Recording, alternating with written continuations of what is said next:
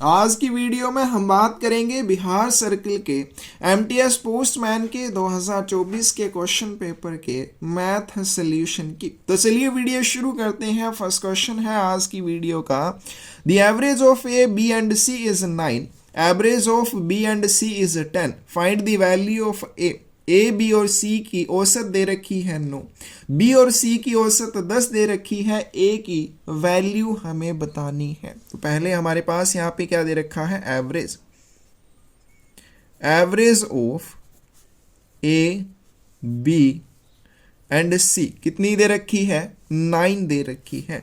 तो total value क्या आ जाएगी, total value of A plus B plus C क्या आ जाएगी, 9 मल्टीप्लाई 3 27 आ जाएगी। तो जब भी हमें एवरेज दे रखी हो और टोटल वैल्यू निकालनी हो तो क्या हो जाएगा, एवरेज मल्टीप्लाई कितने अल्फ़ाबेट हैं, कितने अंक हैं, कितने स्टूडेंट हैं, तो उतने से मल्टीप्लाई कर देना है। तो कितने यहाँ पे अल्फ़ाबेट हैं, 3 अल्फ़ाबेट हैं, तो 3 से मल्टीप्लाई कर देंगे तो हमारे पास क्या आ जाएगी, टोटल वैल्यू आ जाएगी A plus B plus C की। फिर नेक्स्ट चलते हैं, average of B and C, B और सी की एवरेज की बात करें कितनी है, 10। तो total value of B plus C कितनी हो जाएगी, 10। अब यहाँ पे 2 मल्टीप्लाई है तो 2 से मल्टीप्लाई करेंगे, क्या आ जाएगा, 20 आ जाएगा। इसको इक्वेशन 1 मान लो, इसको इक्वेशन 2 मान लो। Subtract equation 2 from equation 1। अब क्योंकि यहाँ पे ए बी सी तीनों हैं और यहाँ पे सिर्फ बी और सी हैं, तो हम क्या करेंगे, इक्वेशन 2 को इक्वेशन 1 से सब्ट्रैक्ट कर लेंगे, क्या आ जाएगा, A plus B plus C is equal to 27 minus क्या आ जाएगा आपके पास, B plus C is equal to 20। यहाँ पे माइनस का सिंबल आएगा तो ये दोनों कैंसिल आउट हो जाएंगे, क्या बच जाएगा, ए की वैल्यू कितनी आ जाएगी, 7 आ जाएगी। तो कौन सी ऑप्शन यहाँ पे हमारे पास करेक्ट हो जाएगी, बी ऑप्शन करेक्ट हो जाएगी। नेक्स्ट क्वेश्चन है, a sum of 500 rupees becomes rupees 600 in 2 years at a certain simple interest rate. If the interest rate is halved, what will be the amount of 500 in 2 years? 500 रुपये की एक राशि एक निश्चित साधारण ब्याज दर पर 2 वर्षों में 600 रुपये हो जाती है। यदि ब्याज दर आधी कर दी जाए तो 2 वर्षों में 500 रुपये की राशि क्या होगी। 2 मेथड है करने के लिए। पहले मेथड से देखते हैं, हमारे पास क्या दे रखा है, प्रिंसिपल, प्रिंसिपल कितना दिया हुआ है, 500 रुपीज। और अगर हम बात करें अमाउंट की, यानी कि 2 वर्ष के बाद ये 500 रुपये की राशि कितनी हो जाती है, 600 रुपीज हो जाती है। टाइम कितना दे रखा है हमारे पास, 2 वर्ष का टाइम दिया हुआ है। अब यहाँ से हम क्या निकाल सकते हैं, सिंपल इंटरेस्ट निकाल सकते हैं। सिंपल इंटरेस्ट क्या होता है, अमाउंट माइनस प्रिंसिपल होता है। अमाउंट हमारे पास 600 रुपये है, प्रिंसिपल हमारे पास 500 रुपये है, तो सिंपल इंटरेस्ट कितना आ जाएगा, 100 रुपये आ जाएगा। अब सेकंड कंडीशन की बात करें, सेकंड कंडीशन में क्या बोला है, प्रिंसिपल आपका 500 रुपीज ही रहेगा। और टाइम की बात करें तो टाइम भी हमारे पास 2 वर्ष का रहेगा, लेकिन जो सिंपल इंटरेस्ट है उसको आपने हाफ कर देना है। तो पहले सिंपल इंटरेस्ट 100 था, अब सिंपल इंटरेस्ट क्या हो जाएगा, अब क्योंकि यहाँ पे हम इस मेथड से इसलिए कर रहे हैं, टाइम सेम है। अगर टाइम सेम नहीं होता तो इस तरह से आप इसको नहीं कर सकते। तो सिंपल इंटरेस्ट हाफ हो जाएगा, क्योंकि टाइम सेम है तो क्या आ जाएगा, 100 डिवाइड में 2, यानी कि हाफ इसको कर देंगे तो 50 रुपये सिंपल इंटरेस्ट आ जाएगा। तो यहाँ से हम क्या निकाल सकते हैं, अमाउंट निकाल सकते हैं। अमाउंट क्या हो जाएगा, प्रिंसिपल प्लस इंटरेस्ट। प्रिंसिपल कितना है, 500 रुपीज़, और इंटरेस्ट की बात करें 50 रुपये, 550 रुपये हो जाएगा। अब जो सही मेथड की बात करें, ये तो हमने इसलिए लगा लिया क्योंकि यहाँ पे टाइम जो है वो सेम है, प्रिंसिपल सेम है, तो चल गया। लेकिन अगर हमारे पास इस तरह से ना हो तो हमें ये क्वेश्चन किस तरह से करना है, तो देखिए सबसे पहले हमारे पास क्या दे रखा है, प्रिंसिपल दिया हुआ है 500 रुपीज़, और अगर हम बात करें अमाउंट की तो अमाउंट है हमारे पास 600 रुपीज़। टाइम की बात करें तो टाइम है हमारे पास 2 वर्ष का। तो यहाँ से सिंपल इंटरेस्ट कितना आ जाएगा, अमाउंट माइनस प्रिंसिपल, जो कि होगा 600 माइनस 500, 100 रुपये। ये क्या आ जाएगा हमारे पास, सिंपल इंटरेस्ट आ जाएगा। अब यहां से हम रेट ऑफ इंटरेस्ट निकालेंगे, सारी चीजें हैं, रेट ऑफ इंटरेस्ट हमें निकालना है। सिंपल इंटरेस्ट का फॉर्मूला क्या होता है, principal rate of interest into time divide में 100। तो सिंपल इंटरेस्ट कितना है, 100 रुपीज। प्रिंसिपल की बात करें 500 रुपीज़ है। रेट ऑफ इंटरेस्ट हमें निकालना है और टाइम की बात करें तो 2 वर्ष है, डिवाइड 100। तो ये यहाँ से कैंसिल हो जाएगा और यहाँ से हमारा रेट ऑफ इंटरेस्ट निकल आएगा जो कि क्या होगा, 100/10 हो जाएगा, 10%। तो रेट ऑफ इंटरेस्ट क्या आ गया, 10%। अब चलते हैं सेकंड कंडीशन की तरफ। सेकंड कंडीशन में प्रिंसिपल क्या रहा, प्रिंसिपल 500 रुपये ही रहा, सेम। टाइम की बात करें 2 वर्ष आ जाएंगे, लेकिन यहाँ पे इंटरेस्ट रेट को आधा कर दिया जाएगा। तो रेट ऑफ इंटरेस्ट कितना है, 10%। तो हमारे पास इसको आधा कर देना है, क्या हो जाएगा, 5% हो जाएगा। यहाँ से हम सिंपल इंटरेस्ट निकालेंगे, principal rate of interest into time divide में 100। तो सिंपल इंटरेस्ट क्या आ जाएगा, प्रिंसिपल हमारे पास 500 है, रेट ऑफ इंटरेस्ट 5%, टाइम की बात करें तो वो 2 वर्ष है, डिवाइड 100। तो इस तरह से दोनों कैंसिल आउट हो जाएंगे, 5 पंजे 25, दूने 50 रुपये। तो यहाँ पे हमारे पास क्या आ गया, सिंपल इंटरेस्ट आ गया 50 रुपये। हमें क्या बतानी है, अमाउंट बतानी है। अमाउंट आफ्टर 2 ईयर्स कितनी आ जाएगी, तो इसमें प्रिंसिपल कितना है और प्लस इसमें इंटरेस्ट आएगा, यानी कि 500 रुपये प्लस 50 रुपये, जो कि हो जाएगा 550 रुपये।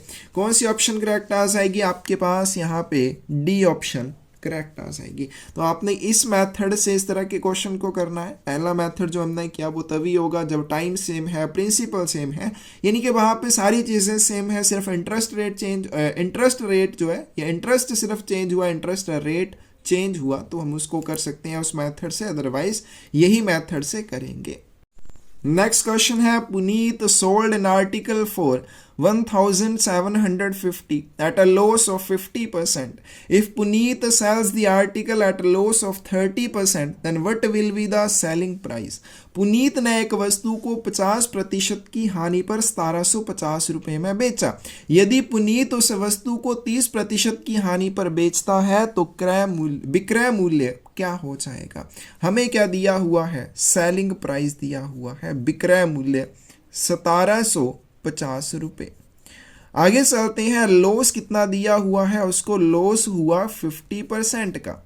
हमें क्या निकालना है, यहाँ पे सबसे पहले कॉस्ट प्राइस निकालना है। तो कॉस्ट प्राइस क्या आ जाएगा, कॉस्ट प्राइस का फॉर्मूला हो जाएगा सेलिंग प्राइस डिवाइड में 100 minus loss percent multiply 100। Formulas आपको याद करने होंगे, थ्योरी में हम कर चुके हैं।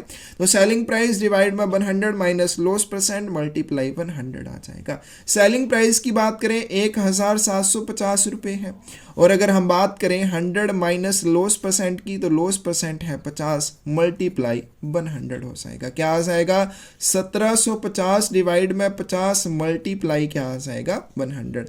तो ये कैंसिल आउट हो जाएगा, कितना आ जाएगा, 17 दूने 34 और 50 दूने 100, यानी कि 3500 रुपीज़ इसका कॉस्ट प्राइस आ जाएगा। आगे चलते हैं, Puneet sells the article at loss of 30%, then what will be the selling price. अब हमारे पास क्या आ गया, कॉस्ट प्राइस आ गया 3500 रुपये। अगेन वो क्या कर रहा है, इसके ऊपर लॉस ले रहा है 30% का। सेकंड कंडीशन बन जाएगी, यहाँ पे कॉस्ट प्राइस हमने निकाल लिया 3500 रुपये, और लॉस की बात करें तो 30% का अब उसको लॉस हो रहा है। तो हमें क्या निकालना है, सेलिंग प्राइस निकालना है। तो यहाँ पे सिंपल हम निकाल सकते हैं, सेलिंग प्राइस क्या हो जाएगा, cost price minus 30% of cost price, क्योंकि कॉस्ट प्राइस के ऊपर ही उसको 30% का लॉस होगा। लेकिन यहाँ पे हम नहीं कर सकते, ठीक है, सेलिंग प्राइस के ऊपर नहीं इस तरह से निकालना है, कॉस्ट प्राइस के ऊपर हम निकाल सकते हैं। तो क्या आ जाएगा, कॉस्ट प्राइस है 3500 रुपये माइनस 30/100 गुने क्या आ जाएगा, 3500 आ जाएगा। तो ये दोनों कैंसिल आउट हो जाएंगे, क्या बच जाएगा, 3500 माइनस 5 × 15, 3 × 9 और 1 10, 1050 रुपये। तो 3500 माइनस 1050, 10 में से 5 0, 10 में से 5 चले जाएंगे 5, यहाँ पे 4 और यहाँ पे क्या आ जाएगा हमारे पास 2, यानी कि 2450 रुपये इसका आंसर हो जाएगा। कौन सी ऑप्शन करेक्ट आ जाएगी आपके पास, सी ऑप्शन करेक्ट आ जाएगी। नेक्स्ट क्वेश्चन है the marked price of an article is 840 rupees. A shopkeeper gives a discount of 15% on the marked price and still makes a profit of 19%, but is the cost price of the article. एक वस्तु का अंकित मूल्य 840 रुपये है. एक दुकानदार अंकित मूल्य पर 15% की छूट देता है और फिर भी 19% का लाभ कमाता है. वस्तु का क्रय मूल्य क्या होगा? तो सबसे पहले जो हमारे पास चीज दे रखी है वो दे रखी है मार्क्ड प्राइस. मार्क्ड प्राइस क्या है? 840 रुपये. और इसके ऊपर डिस्काउंट कितना दे रहा है? 15% का डिस्काउंट दे रहा है. सेलिंग प्राइस क्या हो जाएगा? मार्क्ड प्राइस माइनस डिस्काउंट हो जाएगा.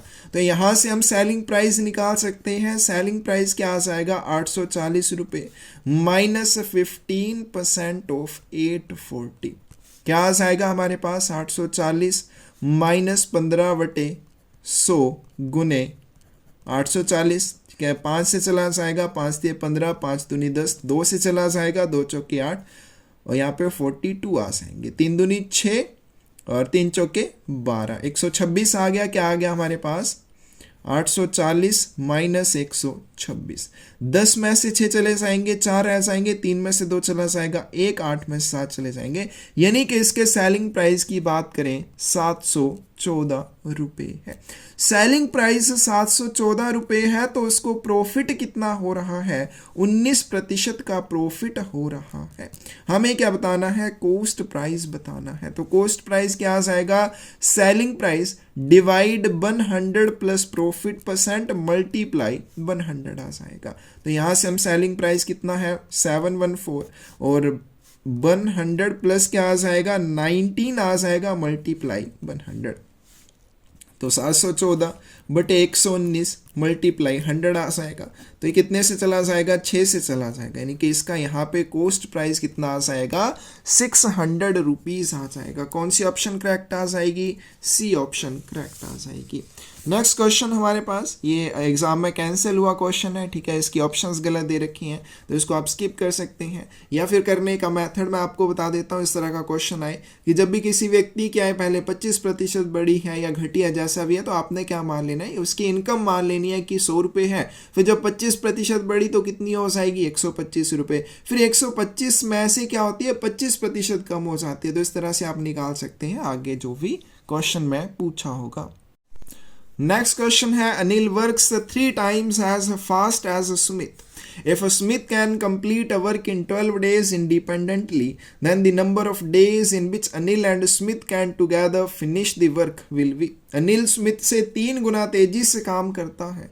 यदि सुमित अलग या स्वतंत्र रूप से 12 दिनों में एक काम पूरा कर सकता है तो अनिल और सुमित मिलकर उस काम को कितने दिनों में पूरा करेंगे? Time taken by Sumit. Sumit जो है जब अकेला काम करता है कितने दिनों में काम को खत्म करता है? 12 डेज में, 12 दिनों में. तो अब यहाँ पे जो अनिल है वो सुमित से 3 गुना फास्ट काम करता है. तो टाइम टेकन बाई अनिल क्या आ जाएगा?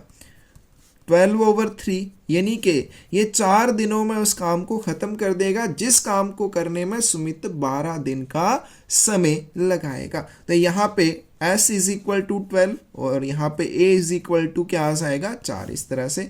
और इनका जो LCM है, let LCM is equal to total work, कि जो LCM है उसको हम टोटल वर्क मान लेते हैं. तो इन दोनों का LCM कितना आ जाएगा? 12 आ जाएगा. और 12 को हम क्या मान लेंगे? टोटल वर्क मान लेंगे कि जो टोटल काम है वो कितना है? 12 यूनिट है. तो यहाँ पे अमित की अगर हम बात करें सुमित की, सुमित 1 डे वर्क कितना आ जाएगा? तो 12 दिन में 12 यूनिट काम कर रहा है तो इसका एक दिन का काम कितना आ जाएगा? 1 यूनिट हो जाएगा. वहीं पे अगर हम बात करें अनिल की तो अनिल का एक दिन का काम कितना हो जाएगा? अब ये क्या कर रहा है? 4 दिन में 12 यूनिट काम कर रहा है तो एक दिन में कितने यूनिट काम करेगा? 3 यूनिट काम करेगा. और अगर हम इन दोनों के काम की बात करें तो एक दिन में ये मिलकर सुमित प्लस अनिल अगर एक साथ मिलकर काम करते हैं तो एक दिन में कितना काम करेंगे, 1 + 3 यानी कि 4 यूनिट काम करेंगे। टोटल काम कितना है, टोटल काम है 12 यूनिट, और एक दिन में स्मिथ और अनिल 4 यूनिट काम कर रहे हैं, तो time taken by Smith and Anil to complete 12 units work क्या आ जाएगा, 12/4 आ जाएगा। कितना आंसर आएगा हमारे पास, 3 आ जाएगा। दोनों को मिलकर 3 दिन का समय लगेगा इस काम को खत्म करने में। कौन सी ऑप्शन हमारे पास करेक्ट आ जाएगी, 6 की। ठीक है, 6 की हमारे पास सी ऑप्शन करेक्ट आ जाएगी। अगर दोनों साथ में मिलकर काम करते हैं, सॉरी यहाँ पे 3 दिन का समय लगेगा, कौन सी ऑप्शन करेक्ट आएगी, बी ऑप्शन करेक्ट आ जाएगी। 3 दिन, वो 3 दिन में सारा काम खत्म कर देंगे। नेक्स्ट क्वेश्चन है 15 post cards cost 2.25 rupees, what will be the cost of 36 post cards. 15 post cards की कीमत कितनी है, 2 रुपये 25 पैसे, और एक पोस्ट कार्ड की कीमत कितनी आ जाएगी, 2.25 डिवाइड में 15।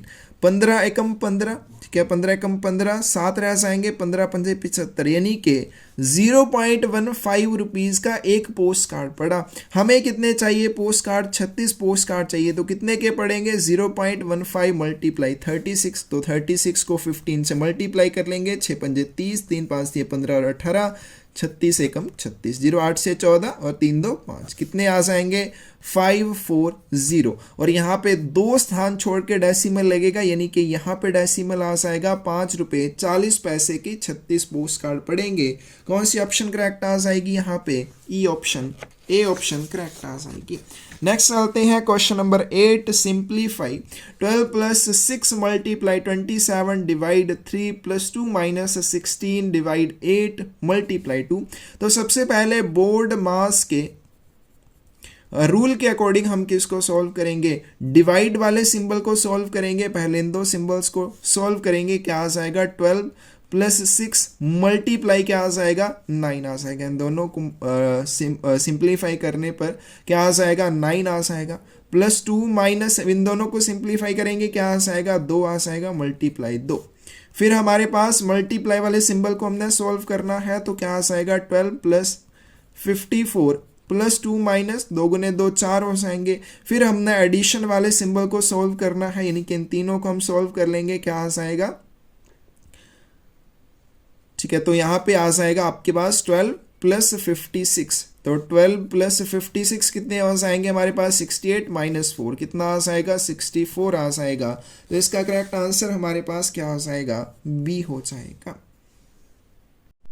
नेक्स्ट क्वेश्चन है, in what time will ₹72 become ₹81 at 6 से ही 1/4% पर एनुम सिंपल इंटरेस्ट। 6 से ही 1/4% वार्षिक साधारण ब्याज की दर से कितने समय में 72 रुपये 81 रुपये हो जाएंगे।